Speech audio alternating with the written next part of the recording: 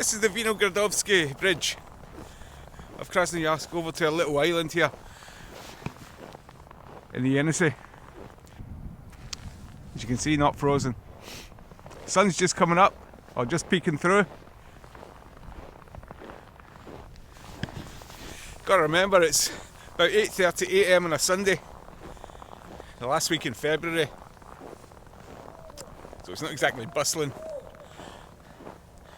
but it's really nice and pleasant, and it's not that cold. I repeat again, it's not that cold. I don't know why I'm going over there. I don't want to go over there. I just thought I'd show you the bridge because it looked pretty cool, and it is. But we'll go back. Oh look, it's a paddle steamer. Sitting tied up, moored at the banks of the Yenisei. It's the Russian Waverley. Waverley is an old paddle steamer. It was in the Clyde, Glasgow down to Dunoon, I think it was. Sorry for the intrusion and the abrupt interruption, but I just want to inform you that the video that you're watching makes zero sense whatsoever. And that is due to one of three things. Either my SD card went haywire, my camera messed up, or there was some sort of operator error, i.e. me making a pig's ear of things. It's most likely to be the latter, to be honest. It turns out that the footage onwards from Krasnojarsk train station all the way to Severobaikalsk doesn't exist. I don't know what's happened to it, but the fact remains, it's gone. So this video makes no sense at all. It has no flow, there's bits missing here and there, it's just cobbled together. It's 50-50 whether I wanted to upload this or not, but I thought I would, just in case it's of any kind of interest. It does explain what the future videos from this trip to Russia is going to be about, but that's about it. It doesn't contain anything about the train journey on the BAM railway, nothing. In fact, the only thing that exists is my ticket. Krasnojarsk to Severobaikalsk. That's the only evidence that exists that I actually went on the BAM railway, apart from me arriving at the destinations. But the journey, nothing exists of it, which is a real shame, because it was going to be on this video and now it's not. The whole video is pointless. But like I said, I would upload it just for a couple of wee points of interest that you may find useful. Other than that, feel free to just skip it. Okay?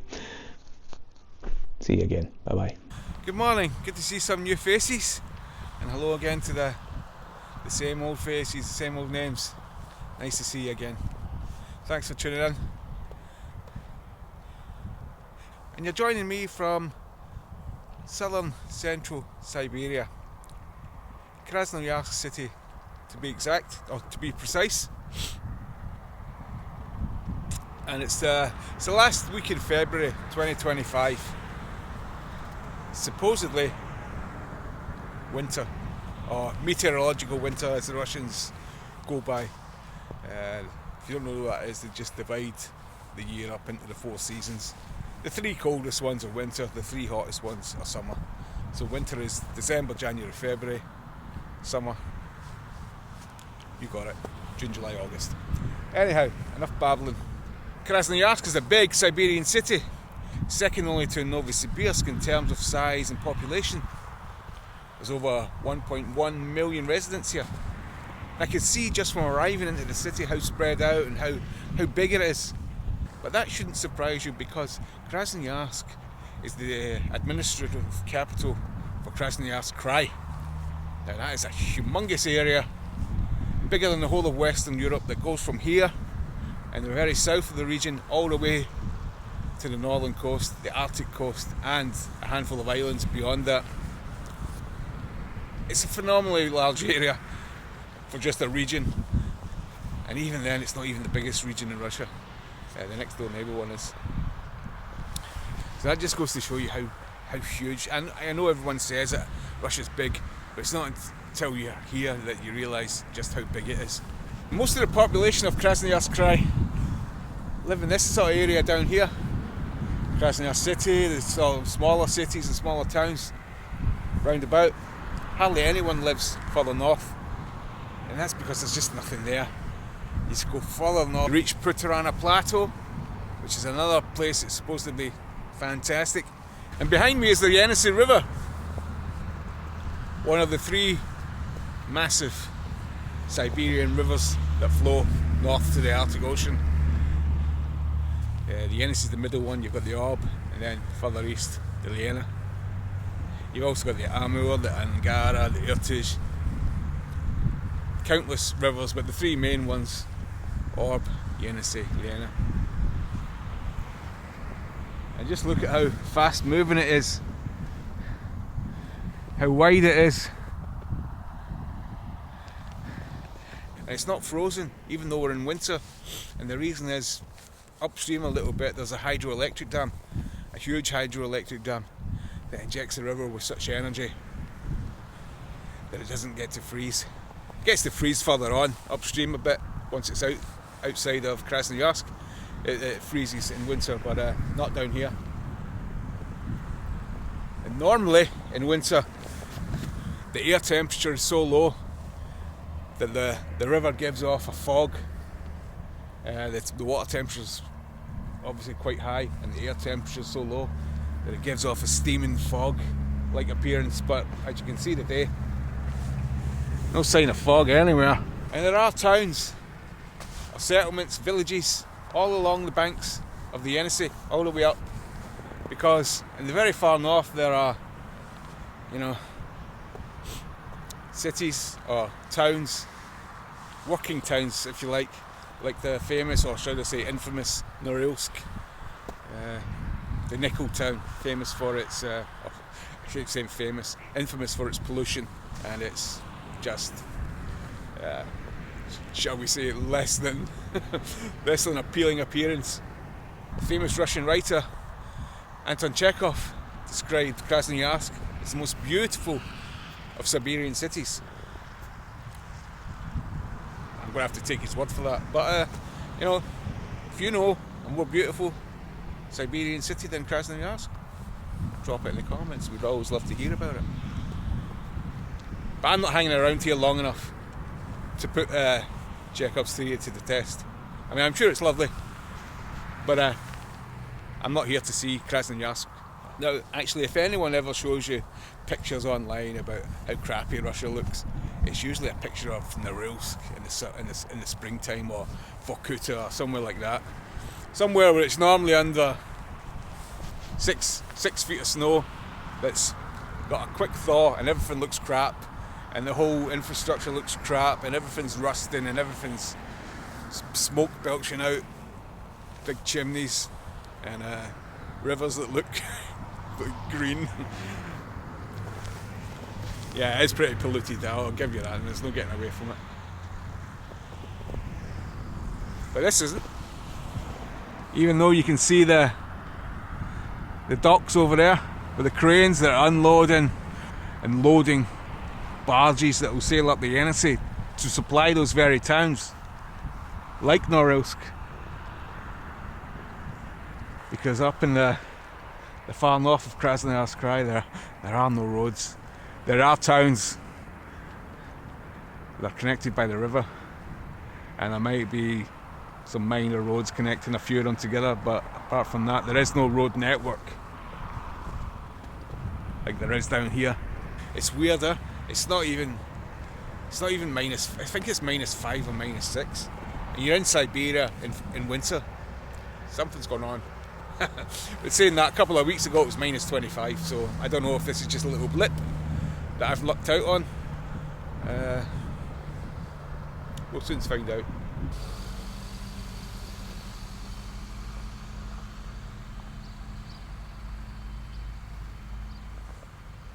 That's a railway bridge, and the train station's up there, which might give you a clue why I'm here.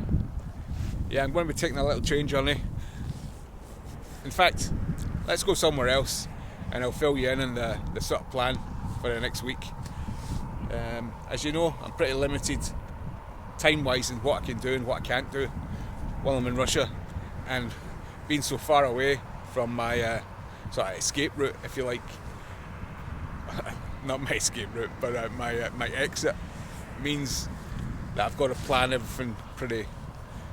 There's no winging it here, there's no going with the flow, everything's sort of planned out, so I've got to be here at a certain time, I've got to be there at a certain date, you know, I can't miss this train or miss this flight or whatever, you know, it's all planned out. Which is a good thing and a bad thing, but it's what it is, so we'll have to live with it. But like I said, we'll move on and I'll tell you what I'm doing. It's now 11 AM and I've been wandering around since about, I don't know, 7:30. I have to put my backpack away, I have to charge my phone, I have to get some food and think about what I'm going to do with the rest of my time here. I've got a train about 6:50. I'm going to check it again. I'm pretty sure it's around 6:50 PM. So I need to catch that and decide what I'm going to do before then. Well, I only got bloody well lost, didn't I? Whoops. Watch. Yeah, I only got bloody well lost. Ended up away, climbing up a hill in the snow. Maps taking me all over the place. Oh, watch your feet here. It looks like I'm heading in the right direction now. That looks like the train yard. So there's a lot of parked up trains there. And I'm guessing the train station's over that way. Oh yeah. That's getting a bit slippy. We're alright, it's not ice, it's just snow. So I'm assuming if that's the train yard, the station must be over there. Yeah, I know. Why don't you jump in a Yandex? Why don't you just get a Yandex? Get a taxi? Well, where's the fun in that? Where's the bloody fun in that? It's not like I'm having fun, but you know what I'm saying? You get yourself in a mess, you get yourself out of it. Don't rely on the Yandex or Uber to get you out of a mess. Rely on your own common sense. You know what? You know something, actually, it's good for you to know that you can get yourself out of a mess. Stuck here in Siberia, wee bit lost, can't really ask anyone, maps are useless. Yeah, you can always jump in a taxi. What do you do if your battery runs out? Yeah, what do you do if you get no signal? Yeah, it's good to know. It's good for your confidence to know that you can get yourself out of a mess. Like, I know people that panic if they're 10 minutes late for a train or a bus. Oh my god, relax mate, there'll be another one in 20 minutes, just chill. Whereas here, if I miss this train, I may as well go home, because everything will be messed up, no chance of recovery. So, get yourself out of a mess.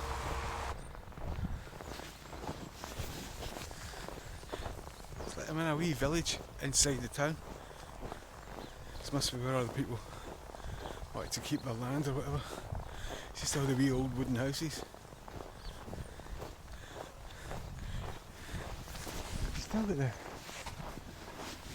Still got street names and that, but just their old wooden houses. And it's all around this area. So much so that I think that's not our through road to the train station, which is going to piss me right off.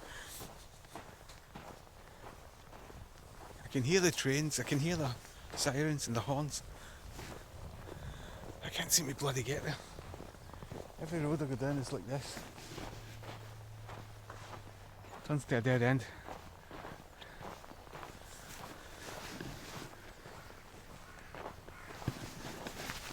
Time for a map check again. Nope, no idea. Obviously some sort of, probably some sort of explorer. Going by his dates. 1764 to 1807. God's sake guys, it's nearly March. Still got the ice rink up in the 2025. Welcome to 2025. It'll be March next week.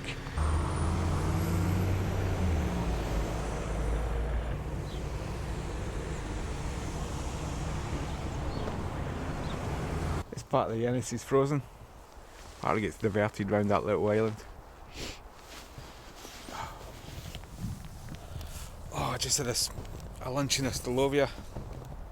They're hit and miss. Hit and miss. Stolovia's here. If you get a good one, you're in luck. If you get a bad one, then bleh, at least you're not down so much money.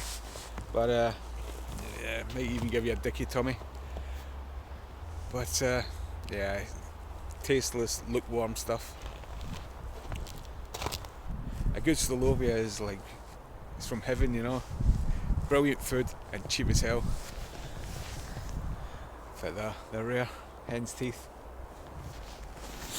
Yeah, like I said, it's annoying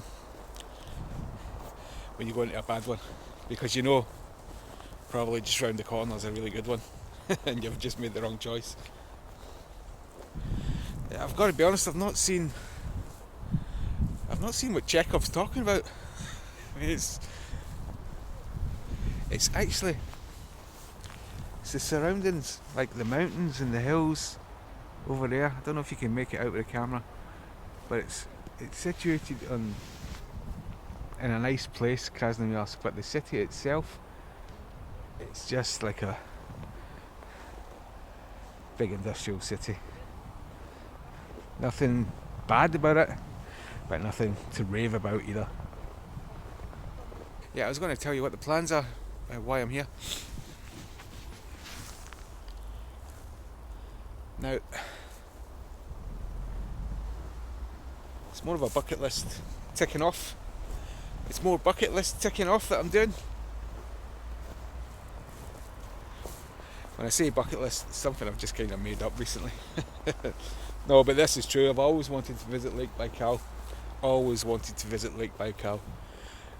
For as long as I can remember, looking at a map, which I used to do religiously when I was a kid. I would always look at maps and globes, pick out what's that? And I used to see this big sort of blue crescent somewhere back and beyond in the Soviet Union. I was like, what the hell is that? Is that a lake? Like, you can see it on the map. Because I lived not far from Loch Lomond, which is Britain's biggest lake, and I thought that was huge. But I was like, maybe it's not. Maybe it's not that big after all. It's like a little puddle in comparison. Lake Baikal. And for some reason, I've wanted to go there in winter. I don't know why. I think I saw a picture of it, and the ice was all like washed up on the shore, and it was moving, and it was forming these big ice structures. I was like, that'd be cool to see that. So yeah, I think that's what stuck with me, and made me want to visit Lake Baikal in winter. So that's where I'm going. Kill two birds with one stone, and do another thing that I've always wanted to do, which is go to the Baikal-Amur main line, the BAM railway. Now, as I keep saying, I don't really have that much time here. In all my visits to Russia, it's something like 10 days I'm here. Which, considering the vast distances, really limits what you can accomplish in those 9 and 10 days. So if you get to a situation where you can do two things at the same time, do it. So yeah.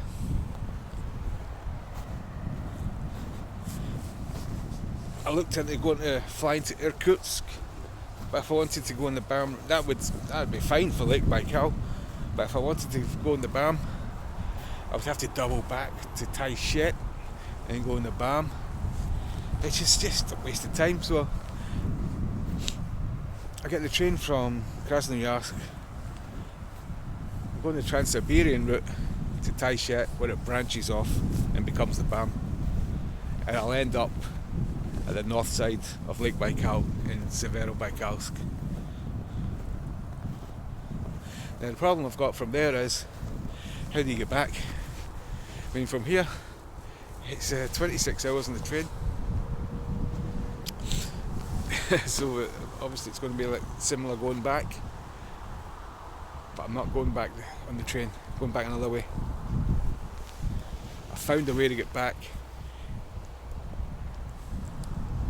and whilst I've not really dreamt of this before, like it's not something I've wanted to do, but there's a way to get back, and it's a and it's aboard an old Antonov twin propeller, an Antonov AN-24, or is it 42? I can't remember.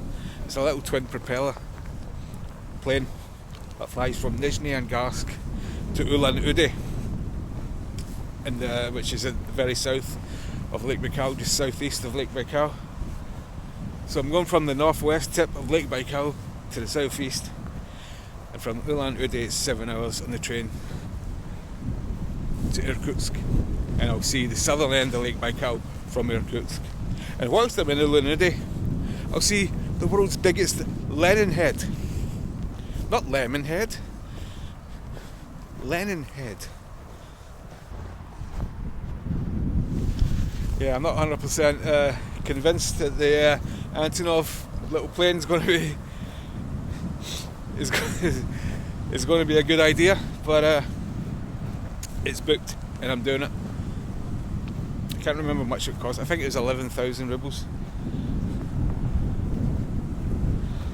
and it looks like just a little tin pot airport in Krasnojarsk, which is basically a fishing village further round from Severobaikalsk.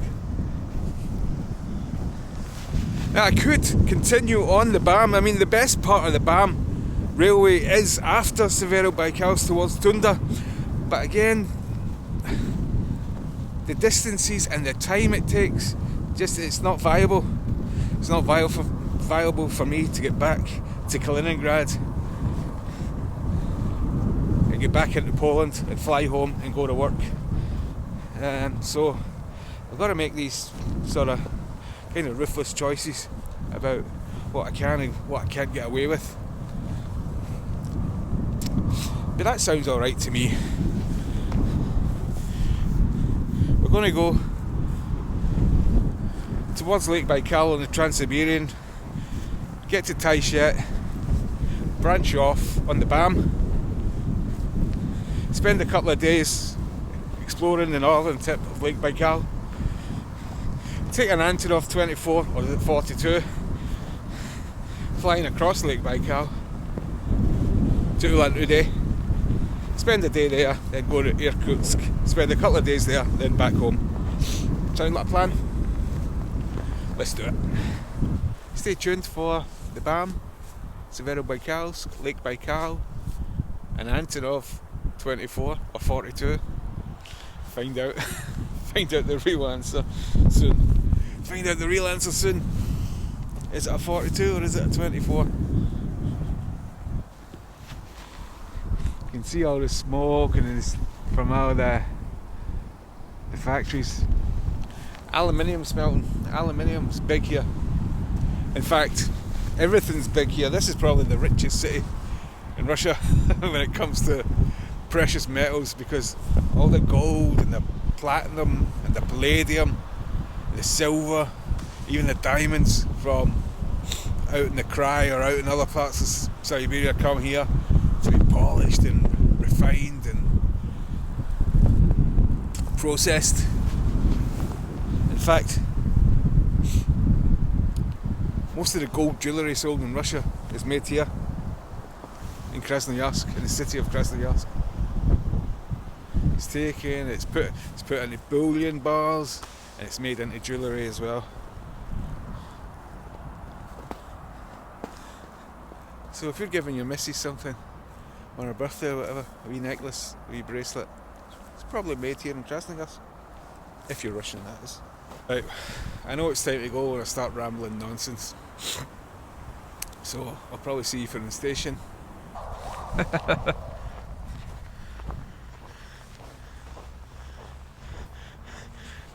It's the only one in the world that's not been vandalised. Yeah, so that's the train station. Oh yeah. And all out the front. It's construction.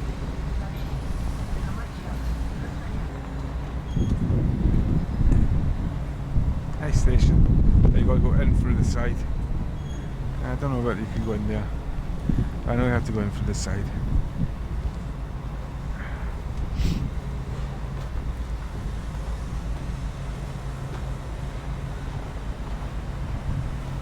And that up the back, Stolovia, that's the one I had earlier on, rubbish. We'll never go back there.